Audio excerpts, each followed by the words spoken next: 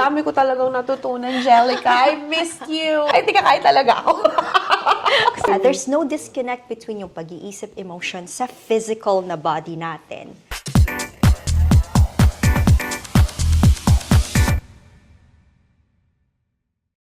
Magandang buhay, kabayan! Welcome again to Sheryl Drives, kung saan mapag-uusapan natin ang takbuhan ng buhay ng ating panauhin. Dahil bawat tao ay may kanya-kanyang storya at bawat storya ay may kalakip na aral na pwede natin gamitin sa kanya-kanya nating karera sa buhay. And for today's second episode of our Sheryl Drives, please welcome my very close friend, Gelica, a registered psychotherapist. Welcome. Thank you so much, Sheryl. No I'm problem. really happy that, you considered me dito sa second episode mo. Wala. It's my pleasure, sis. And I missed you too. Kasi I know. tagal natin hindi nagkita. I know, my ever God. since we became moms. Yeah. Can you tell our viewers, tell us something more about yourself and your profession? Yeah, so again, hi, I'm Gelica. I'm a registered psychotherapist, a Filipina registered psychotherapist, and I see individuals at saka mga couples across Ontario. And I'm also a registered nurse. I work as a psychiatric emergency nurse, and a lot of the people that I support really are Filipinos din. Immigrants, mga healthcare providers, first responders are really used to, being the strong one for everyone else. Right? So yeah, I'm happy you're using She has a very busy schedule. Paano mo nag-juggle yun, right? Kasi, well, I don't know if you guys know, but both of us recently just became moms too. And I don't know, for me it's a little bit harder. I'm still trying to adjust It's hard. and learn a lot of things. And is I don't know what hard. your experience so far. Yeah, ang hirap, right? Diba? It's very layered. Katulad nga ng sinabi ko din sa'yo kanina, it's very layered kasi depending on what lens you look, you try to use para iintindihin yung topic na yan din. Being females, I know. right? In a capitalist society, in a patriarchal society din, plus yung layer ng identity din natin as Filipinas, Yes. right? Ang dami nating struggles, if you may. Ang dami nating paghihirap din, if you may. Saan ba tayo mag-umpisa? Hirap din Marami, kasi. right? Yeah. Ang taas ng standard. Yeah, of course. But one thing I'm always gonna say, and I was always gonna say this to people that I always meet, never let anyone define your success. Yeah. It's only, ikaw lang yung makakapagsabi kung ano talaga yung success mo. As long as you love what you're doing, and you're happy about it, I mean, you're not hurting anyone, just, Yeah. But again, I'm really amazed how you do all of those things and become a mom. Nakaka-inspire yan. Thank Especially, you. I know, para sa mga viewers natin na katulad natin na entrepreneurs and as well as magulang, asawa. Yeah. ang bigat, right? Yeah. Kagaya ng sinabi ko din nga, ang daming layers niyan, right? So, because at the end of the day, mag-work ka, but then after that, you have to attend your second shift, which is being a mom. Yes. Right? Which is the more longer shift. Yeah.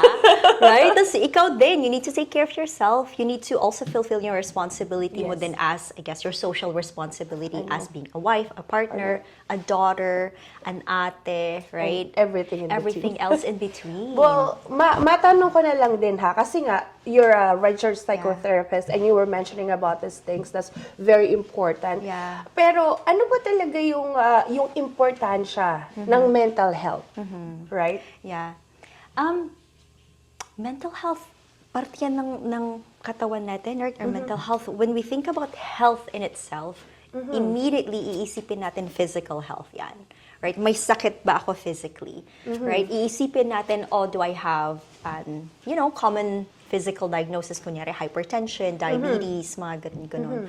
But yung pag-iisip natin, yung emotion natin, parte yan ng pagiging Exactly. human, right? It's connected. Yeah, there's no disconnect between yung pag-iisip, emotion sa physical na body natin. Importansya ng mental health. Let's just go back. Okay. Importansya ng Yeah. mental health. Yeah. Yes. Important yun eh. Right. What I'm trying to say here is that mahirap din kasing pag-usapan yan kasi it's not something that we can see. For example, for you, right? If, for example, nahulog ka, na-fracture ka, knock on wood. Yes. If you have a fracture, right, you're limping, may physical pain ka, right? Yeah, So may nakikita sign. ng iba. So like it's so easy to see that by visual evidence. So may compassion towards you. And they right? think you're sick because think they you're actually sick. see the Exactly. evidence of you Meron. not being well. Yeah. Right? May cast ka, for example. You're going to the doctor, for example. I don't know, for whatever it is. May pills ka for hypertension and whatnot. Those are normalized kasi it's so common, you see it, Yeah. right? Pero with mental health, this is invisible, right? It's an invisible It's injury. inside. It's inside.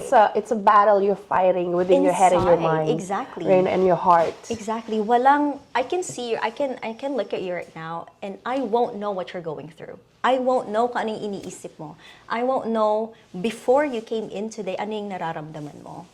Yes. Right? It's so invisible that ang hirap. Ito rin yung, I think, rason kung bakit may stigma pa rin I around know. talking about mental health. because I think you and me could agree that a lot of people, they know they have it, or Yeah. maybe they don't accept Yeah. that they have it, Yeah. right? And then at the same time, something is already happening in their lives, Yeah. and they still don't ask for help. Yeah. Because, in my experience, as I mentioned to you, going through postpartum, at first I was like, yeah, it's okay, it's normal, like siguro like kakapanganak ko lang, ganyan. Yes, hormones. Yeah. I know kasi I was a nurse too before like you. But then going forward, like medyo malaki na si Hiraya, like going to like 1-year-old and so, nare-realize ko na, why am I crying alone in my car? Why am I screaming all of a sudden? And like I always say that I'm a planner girl. That's why I always have a book with me. It's You know, good. yes, because Yeah. you don't want to tend to like forget things too. Yeah. However, when things doesn't go my way, it triggers an anxiety, right? So, I mean, a part of me, and correct me if I'm wrong with maybe the patient that you have experienced speaking from before, natakot kasi ako. Parang I didn't want to see. accept that I was weak. I see. Right. So, what do you think are the things that why people actually not coming to a professional when it comes to like mental health? The way I would look at this would be using the lens of Filipino psychology. Okay. Right? Sa ating mga Pilipino din kasi meron yung core values natin na pakikisama, pakikikapwa, right? Yes. Also hiya.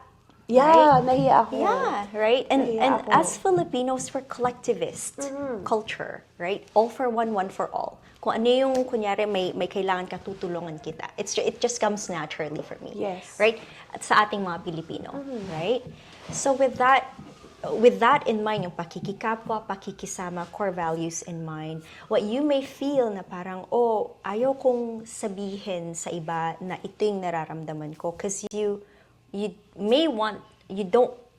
might not want to be a burden to other people. Yeah, yun. Like Right? I didn't Kasi want to be yun nga- pabigat. Yes, pabigat. Right? The Kasi word, if you yes. were to think about yung pakikisama, pakikikapwa, right?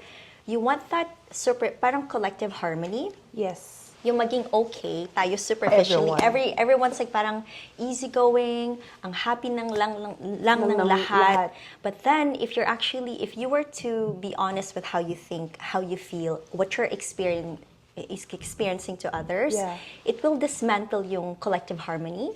Right? Kaya ayaw mong maging pabigat. But ayaw deep mong inside, you're crying. Exactly. Right? So, Yung on the flip side of that, although I guess on the positive note of that, ito yung strength natin, collective strength natin na kunyari yung suffering mo nga may suffering din. yes. Kung nagugutom ka, i-share ko itong pagkain ko para sa'yo. I know, right? Which is so good, right? Thank you, on Ate Claire. Thank you, Ate Claire. Special kakanin dito Yes. sa Wilson Avenue.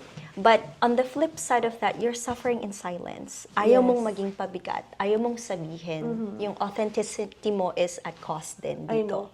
And you know Right? what? This is why I wanted you to be on my second Yeah. episode. Kasi special sa akin to eh. Kasi Yeah. like, I want to spread, mental health Yeah. awareness. Kasi nga, hindi lahat ng tao is like open Yeah. to like, telling that I'm weak or like, again, they don't want to be pabigat, right? And I want to know, I want let everyone know na it's easy to come forward and ask for help, right? So, di ba covered din siya ng ng mga health benefits? With extended health benefits, yes. Yes, yeah. diba? Covered siya for, under most most extended health benefits. You're right. Right. So Yeah. if like let's say they want to maybe book an appointment with you, like I kind of like want to know like what's the process. So let's Yeah. say example ako, right? Okay, so I know I have accepted that I am not okay and I want to seek for help. Yeah. Ano ba yung una kong dapat gawin? Yeah. So many ways. I can probably put my information Yes, on this later. video, right? Like as a video natin, Yeah. yes. So I have a booking portal. In there, you can check out my availabilities for a complimentary consultation. Yes. So really, it is a mutual fit. It's a very informal conversation, 15 to 20 minutes, really exploring kung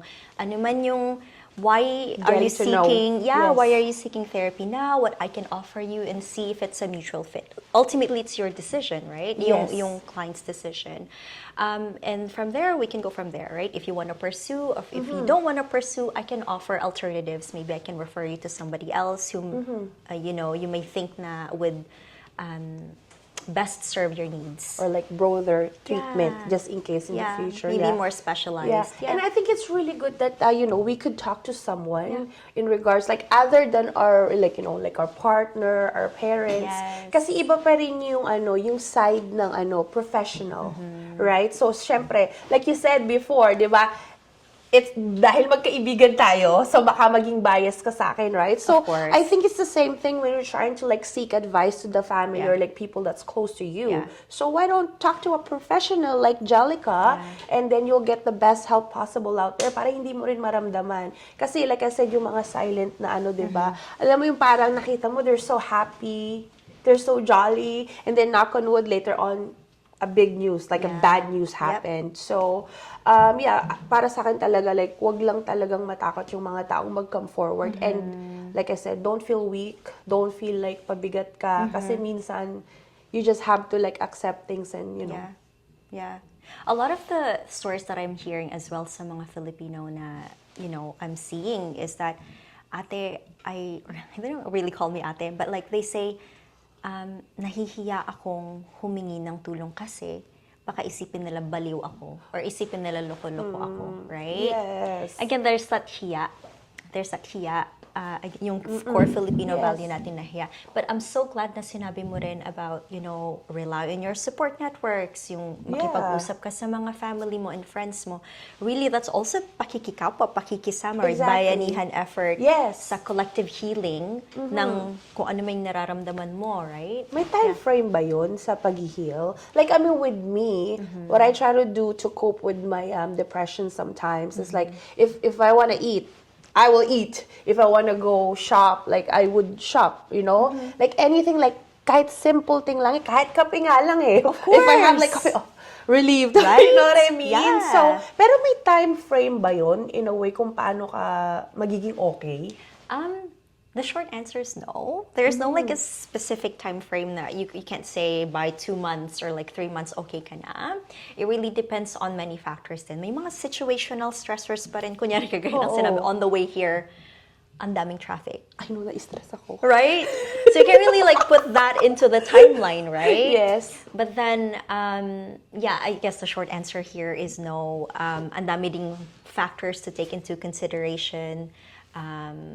Yeah. Oh my God. Yeah. Sa totoo lang ha, hindi mo pa ako sinasayko therapist.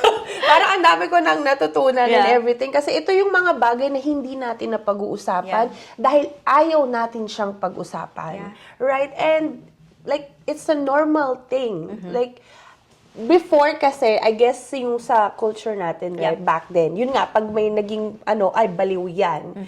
Pero nowadays, kasi since we're always, like, aware sa social media, parang nag-add siya ng parang stressor ba? What's your thoughts on that? What do you mean social media? Kasi like how people right now, like nababash ka, like they're saying, gotcha. for me, kind of like adds to your stress, Oh, of course. stressor factor, right? Yep. So, what can you say about those things? Twofolds. First of all, yung act itself on being on social media, the screen time that you're getting. Yes. Right? Being on that like, being on social media, watching videos and stuff like that really, it plays, how do I say this without nang parang nagsa-psycho-ed naman ako ng talking about But brain that's and all okay. that stuff. It's good for them to learn. Yeah, okay. So let's track back. Yes. Okay. So yung very act na going on social media, for example, doom scrolling. Yes. Right? Doom scrolling. It's very dopamine inducing sa brain. Okay. Right? So I'm trying to formulate. yeah, okay. the So let thoughts me of my- yeah, okay. So dopamine really is it's a feel good. Yes. Feel-good It's the hormone, hormone that makes us feel good. Yeah, it's a mood regulator. Pag may dopamine surge sa brain mo, you feel good. You feel parang, oh, ang ganda ng feeling na ito. Which is why you're getting hooked into like next video, right? Yung impact ng long-term na being on, like, on screen Yes. for a very long time. First of all, it disconnects you from reality. Yes. Right? You're just there. You're missing the opportunity to be present. Actual interaction. Yeah, actual interaction. It's taking your time away. It's taking your time away from actual having a real connection Good like conversation, this. yeah. Right? Plus yun yung blue screen din sa especially if you're doing this at night before going to sleep. It disrupts your sleep patterns, for example. I see. Right? Because your brain would think na parang, umaga pa, galing sa blue screen Because sa it's a phone light, mo. yeah, that's true. Yeah, that plus yung that aspect, Yes. I can go on that. I can go on and on and pala on. siya, no? Yeah, but it's good to know. No, Kasi for sure. That's the... It affects mental health. Yeah. If you don't have a good sleep, right? So how are you? It lowers your capacity para overcome yung mga stressors throughout the day. Got it. Plus, kagaya ng sinabi mo nga, when you say, for example, post something on social media, may mga nagbabash and Negative stuff like that. stuff. Yeah. Like, you know. You read that, maybe initially you'd be like, oh, wala yan. But unconsciously, that's... It hurts still, Yeah, it hurts. right? I It know. hurts. Either like you read it affects affect you, or you read it affects know. you. Kasi para sa akin, our words Yeah. is very powerful. Oh, for sure. It's either, let's say, kausapin mo isang tao, it's either you make that person or you break that person. Yeah. Right? So, minsan talaga pag may gusto rin akong sabihin, I try to ask myself, maganda ba yung sasabihin ko? Kasi when you don't have anything good to say, I think it's just like, shh, keep it to yourself. You know what I mean? But again, we're not trying to tell people what for them to do. But it's just like on my personal, that's just I want to do na parang I have to be careful and be mindful of my words kasi it could hurt someone. Maybe course. going through some mental Exactly. crisis, right? So, Exactly. why not make it a little bit more positive? Yeah. Kasi baka yun lang yung pangahawakan nila in order for them to go forward every day. Yeah. You know what I mean? Kindness, Yes. right? Dami ko talagang natutunan, Gelica. I missed you. You know? So, ayun na nga, kumare. Naalala mo nung huli tayo nagkita, right? Kakaloka. I think single pa tayo noon. Parang tatlo tayong nurse. Yeah. Which later on, baka ma-meet nila si Chris. But, Yeah. we were just like so having fun. Like, we're just worrying about ourselves. Ngayon, we're worrying other people. The one that we made. We made human beings. I know. Right? Alam mo, napaka-powerful nun, no? Yeah. Para sa isang babae. We Yeah. could actually make life. Though, of course, meron tayong kasamang gumawa, no? But, you know what I mean? Like, carrying someone in your belly. Yeah. Nurturing them until Yeah. they go out of this world. Yeah. Parang feeling ko may superpowers ako. How was that experience for you, though? Ang tagal ko kasing pinagdasal noon, right? But I know, with my story, may reason kung bakit hindi ako nagkaanak kasi nga I'm able to meet my stepdaughter, I'm able to meet my adopted son, and then our biological child, right? But talagang dinaanan ko yung proseso. So para sa akin, kung meron man akong biggest success, that's being a mom. Wow. Kasi pinaghirapan ko yun eh. Pinagdasal ko Wow. talaga yun. Yes. Yeah. Diba? So, pero ikaw, anong experience mo being Yeah. a mom? I guess this might be a shared experience with you. Yeah. I really want to explore din yung with you, but it really put things into perspective for me. I appreciated my parents much more so. Yes, Do 100%. you feel that? Yeah. Especially my mom. Kasi my Yes. mom retired to take care of my Oo. child. Oo. Swerte. It's like I said, it shifted a lot of perspective for me. It becomes like me.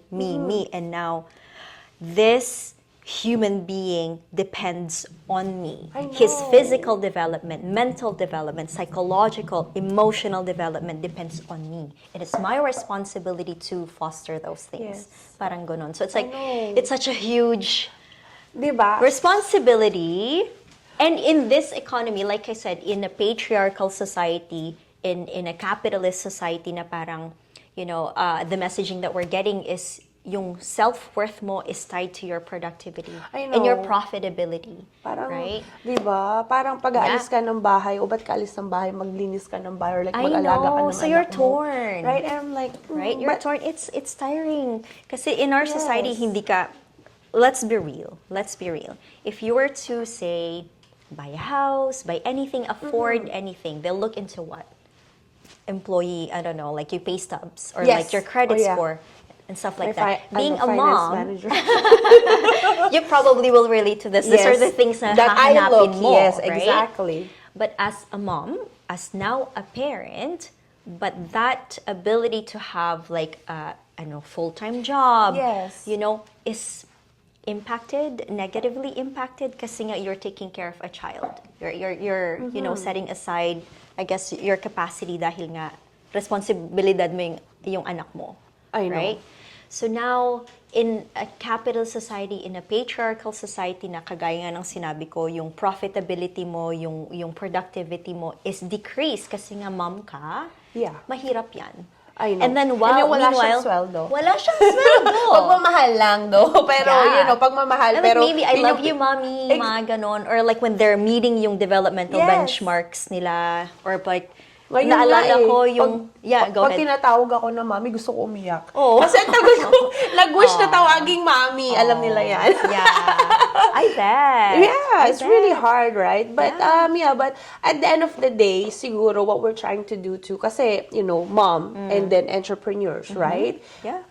I think both you and me also could agree that we're also doing the entrepreneur side kasi we want to leave legacy to our children. Yeah. You know what I mean? And you want to provide for Exactly. your child then? Not just like providing, but monkey see, monkey do. Yeah, of I don't course. want my child trying to mag-aral ka. And then me, myself, I'm not showing them that I'm trying to strive or go to school or something, right? So, in a way, parang I need to be the standard for them as well in how are they gonna be, in the future. So, parang Ikaw I'm yung trying to be a first. role model. Of course. I was just gonna say that. Right. Ikaw yung first na role model nila as to how a woman should be, as to how, in terms of like responsibility, ganito pala ang, for example, how to manage stress, how to manage Yes. this, how to manage that, right? Or how to, I don't know, even how to make their bed.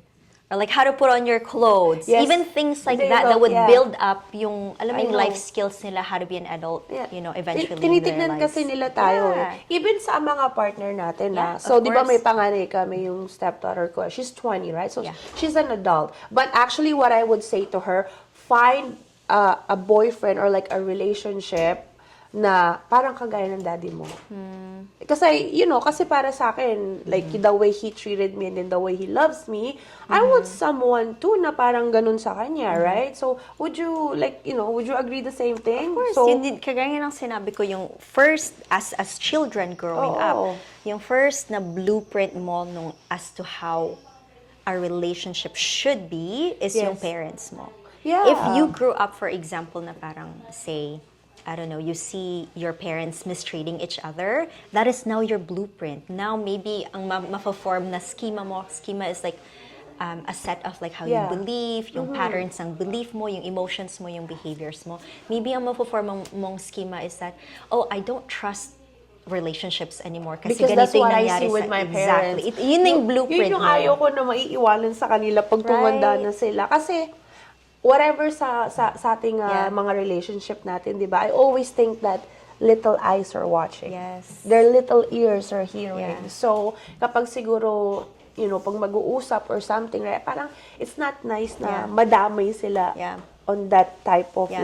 situation. I'm so glad you said that kasi I see this a lot sa mga clients ko din, right? When we talk about their childhood, when we talk about yung yung inner child. yes, no for reals, Right? Yeah, so we examine these things, mga patterns. It's not to blame your parents. It's not to blame yung mga caregivers mo or yung situations around, but just looking at patterns, examining The patterns, experiences. and how what you've learned from there, what you've taken from there, na nag-iimpluwensya pa rin sa paano mo paano mo, I guess, i-conduct yung buhay mo right now. Right. So, kagaya nga ng sinabi mo, little eyes are seeing, little ears are hearing, right? You don't realize kids are so receptive. They're so intuitive. They absorb everything. Everything, In yeah. psychology din, merong sinasabi na ang mga kids talaga is tabula rasa or like blank slate. Yeah, Right? So like- whatever their brains are actively developing. So whatever's like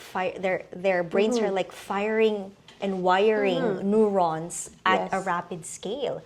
So aning makikita nila repeatedly every single day sa loob ng bahay, yun yung most likely na magfo-form regular ng sa kanila. Exactly, The magfo-form normal. ng how they would understand themselves, how they would relate to others, and how they would relate to the whole world. Yes. Yeah, Well, so- sa totoo lang, sobrang talagang daming natututunan. This is what I love Yeah. this platform. Yeah. Kasi may mga bagay talaga, yung mga stories na kailangan mong marinig in order Yeah. for you to go, I don't know, be better in a way or like course. try to follow if Yeah. there's something good or like drop the bad, right? If there's Yeah. something bad that's have happened. But yeah, well, thank you so much, sis. Actually, it's more of like mas na-miss kita. Talaga? More on like, I meeting you know. today kasi it's been like years. Lamig na But kamay ko. I know it's okay. But I've learned a lot. Yeah. So Yeah. I think ang takeaway ko dito, right? If we don't have something good to say sometimes, we probably think first and then kung dapat ba siyang lumabas. And yeah, monkey see, monkey Monkey do. do. Little Yeah. eyes watching, little ears hearing, right? How about you? What would you like take from this conversation that we had today? Yeah, honestly, ang dami din. Honestly, ang dami-dami. But if I were to maybe if there is one takeaway na I would give out of this conversation sa mga viewers din is rely on your support networks. Mental health is health din. Right? Like kaya ng Yes. sinabi nga natin kanina, it doesn't mean na hindi mo nakikita and it's not real. It is real. Yes. Right? Right? I would agree on that. Yeah, mental I've health been- is health. I've been through that. That's why I'm like, Yeah. But yeah. Yeah. Pero so, paano ka naman nila makikita? Right. So they can check my website. It's www.growthpsychotherapy.ca. I'm also on Instagram at Growth Psychotherapy. They can book a consultation with me if you'd like to talk, explore mutual fit. If you want to see me on an individual therapy basis or couples therapy basis, I'm available. Perfect. And I just also want to thanks our sponsor today, which is Claire's Kakanin. We'll share their address on our video. Okay? And also, Village Nissan and Markham Infinity. If you need cars, new or pre-owned, all brands, we'll be able to help you with that. Okay? Salamat. Salamat po. Thank you. Gelica, thank you so much for Thank you. giving us a pleasure na ma-interview ka today Of in our course. second episode. Of course. And for more guys, kasi mas marami pang maiimbitahan later on, please follow, subscribe, and share. Sheryl Drives. Bye! Bye. Okay na yun?